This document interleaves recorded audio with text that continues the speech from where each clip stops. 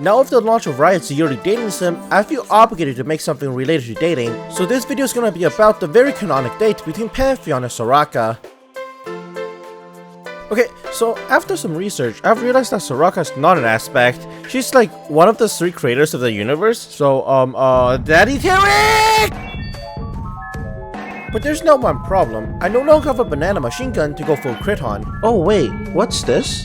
Oh my god, alright, armor ratios!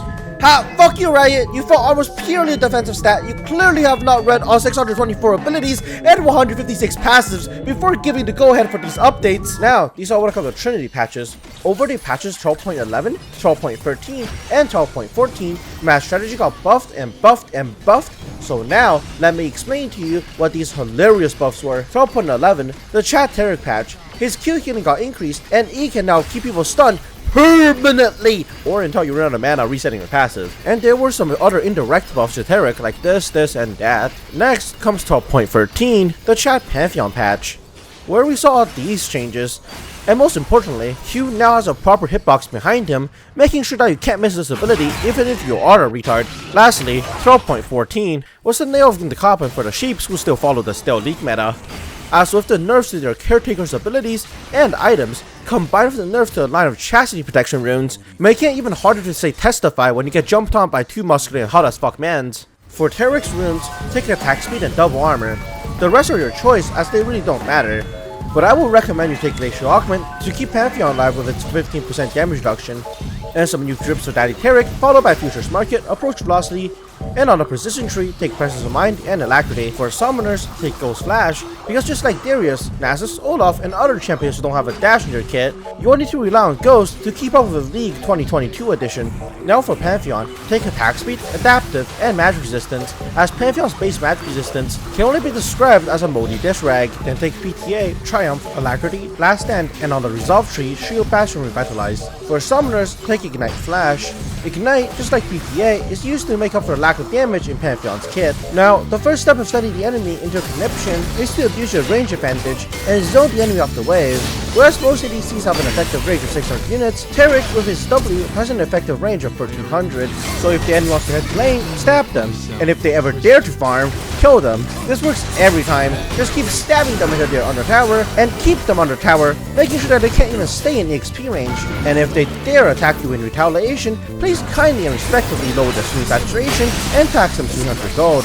At level 2, you obtain all the rights, privileges, and entitled to flash in your Pantheon Empowered W, followed by Taric E, starting for the perfect amount of time that it takes for Pantheon to get his Empowered Q to forcibly send that poor man or woman into a Mantle Institute, crash next wave and recall, buy items, and head right back to lane just to run the enemy down until you're at the enemy base to reviving. Oh, just a side note, since I'm recording these games for this video, thus I have health bars turned on, but I recommend you turning off health bars as your health indicator is more fake than Fox News. Now itemization, for Pantheon, start a game of Steel Soldier Guards, as Taric W's shield scales off of target HP instead of self HP. The health regen from this item is decent, but it's completely redundant once Taric hits level 4. For Pantheon's first back, pick up as many longswords as humanly possible, ideally 4 longswords and boots. Later combine them into Eclipse, as this is one more shield that can trigger Shield Bash, then pick up 3 more longswords, and later build them into a Black Cleaver. This allows you to shred the enemy's armor just like shredded with Adam Socks, making the target lose approximately 99.99% of their clothing in just 1 second without them even realizing. So be sure to pick up Boost of Swiftness so you can align your E properly, as most of my games never went beyond this point, since bot lane's filled with crybabies that will just end up forcing their team into surrendering before I can even complete Black Cleaver. But if the enemy team doesn't surrender, please kindly and respectively rewind and rewatch how to send the enemy team into a Conniption part of the video, as you have clearly fucked something up. But if the enemy team is persistent on not surrendering, then finish your build off with Chem Punk and Spirit Visage. For Taric, start the game with Corrupting Potions, as Taric has huge mana issues. On Taric's first back, buy as many cloth armors as humanly possible, preferably 4 cloth armor and boot, then trade them in for Wooden Smell and whatever the fuck this is, later fuse the 2 together to make a Frozen Heart, then buy even more cloth armor, and later combine for Randu and Zelman. I know they're passive in a stack, but you don't need that fluff, as the only thing you need is the truckload of armor that these 2 items give, courtesy to Taric's god-given armor ratios on his E and passive, thus allowing him to dish out a metric fuck ton of damage. Be sure to pick up Berserker's Greaves so they can cycle your passive more efficiently. By now, you should be flame horizoning the enemy bot lane, but if by the grace of God that you somehow also forgot to farm, because running the enemy down the lane with absolutely no damage items is way too fun.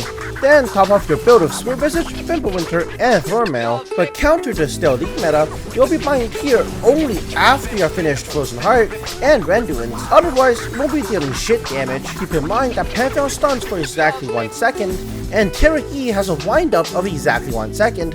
So proper communication between you and your dual partner is needed. Same goes with tower diving and the global Taric ult combo. By Taric ulting right before Pantheon leaps into the air, Pantheon can take Taric ult with him across the map and giving it to his allies on the landing site. Alright, I'm done with this video. Next video will be out very soon, so subscribe and stay tuned.